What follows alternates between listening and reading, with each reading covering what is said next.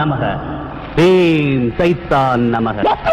99 காளையர்கள் ரத்தத்தில் உனது யாகம் பாதி வென்று விட்டது மன்னா.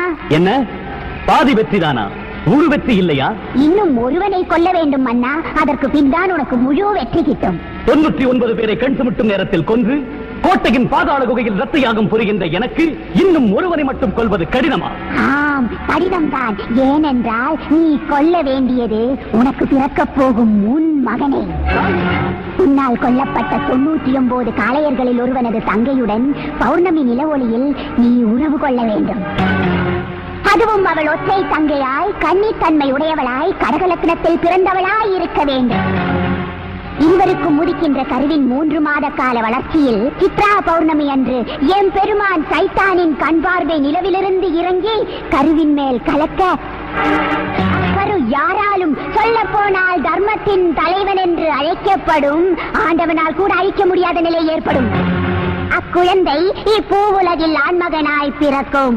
பின் சைத்தானுக்கு உகந்த பிறந்த 8வது நாளில் அவன் கொல்லப்பட வேண்டும். அவனது ரத்தம் இந்த யாகத்தில் சேர்க்கப்பட வேண்டும். நீ வெற்றியடைய வேண்டும். சைத்தானின் ஆட்சி பூவுலகில் மலர வேண்டும். தாயே, என் பிள்ளை நானா கொல்வது? என்ன பிரபு பேதலிக்கிறாய்? பிள்ளை பாசமா? இல்லை, இல்லவே இல்லை. எனக்கு எந்த பாசமும் பரிவும் இல்லை. நான் இறக்கக்கூடாது, நான் இறக்கவே கூடாது. ஆனால் அந்த சித்ரா பௌர்ணமிக்கு பிறகு ஆண்டவனாலே அழிக்க முடியாத அந்த குழந்தையை நான் மட்டும் எப்படி கொல்வது? வழியுண்டு மன்னா. உன் ரத்தத்தில் உருவான அவனை உன்னால் மட்டுமே கொல்ல முடியும். இரவாமை வெறிகொண்ட எனக்கு அது மிக மிக எளிது. ஆனால் அந்த பெண் ஒற்றை தங்கை கடகலக்னம், அங்கேதான் உன் அதிர்ஷ்டம் உன் முன்னே விழுந்து கிடக்கிறது. நீ அலைய வேண்டியதில்லை. அந்த பெண் உன் அன்பு நண்பன், உயிர் பறிகொடுத்த தளபதி விக்ரமனின் தங்கை அவள். வடிவாம்பா, இப்பொழுதே இக்கணமே அண்ணன் உடலை தேடி வாழைத்தோப்புகளின் வழியாக ஜமீன் கோட்டைக்கு வந்து கொண்டிருக்கும் அவளை அந்த வாழை மரங்களை கொண்டே மஞ்சம் விரிக்கிறேன். நல்லது மன்னா, மறந்து விடாதே. வடிவை தொடுவது மிக கடினமானது. அவளை சுற்றி ஒரு பாதுகாப்பு கேடயம் பலமாக உள்ளது. இரும்பு கேடயம் அல்ல, மனித பத்தினி கேடயம். வடிவின் அண்ணி நந்தினி தேவி. நான் இரவாமை வெறிகொண்டு அலைகின்ற வேட்டை நான். என்னிடமா அந்த புள்ளிமான் வீரம் காட்டும்? அப்படி அந்த பெண் துள்ளினால் என் வருங்கால தளபதி சூடகனுக்கு விருந்தாக்குகிறேன். நன்றி. தாங்கள் இட்ட பணியை கட்டி முடிப்பதற்கு அடியேன் காத்துக் கொண்டிருக்கிறேன் மன்னா. வாழைத்தோப்பிற்கு நடிகை வணிகர்கள் வந்து கொண்டிருக்காரா? காலம் கடந்து கொண்டிருக்கிறது. பௌர்ணமி உச்சிக்கு வந்து கொண்டிருக்கிறது. போய் வருகிறேன் தாயே. வெற்றி கிடைக்கட்டும். சைத்தானின் ஆட்சி மலரட்டும். தாயே, என்ன இது?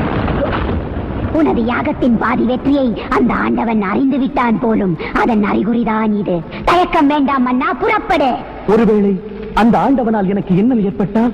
உன் உடலைத்தான் அழிக்க முடியுமே தவிர உயிர் உற்பத்தியாகின்ற உன் இதயத்தை 7வது பிறவி வரை அழிக்க முடியவே முடியாது. அலையடிக்கும் கடலுக்குள்ளானாலும் அடிமண்ணுக்குள் புதைந்து போனாலும் உன் இதயம் துடித்துக் கொண்டே இருக்கும். 7வது பிறவியில் நாங்கள் அனைவரும் மீண்டும் பிறப்போம்.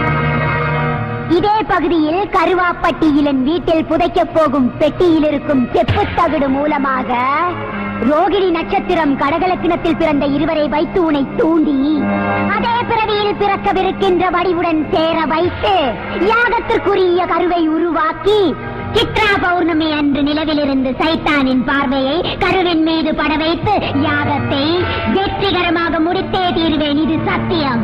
புறப்படு. பௌர்ணமி உச்சிக்குள் அந்த பெண்ணுடன் சேர்ந்து விடு. உன் வெற்றி செய்திக்காக கருவாப்பட்டியில் எனது இல்லத்தில் காத்திருப்பேன். ரீம் சைத்தான் நமக, ரீம் சைத்தான் நமக. வெற்றி நமதே. வருகிறேன் தாயே.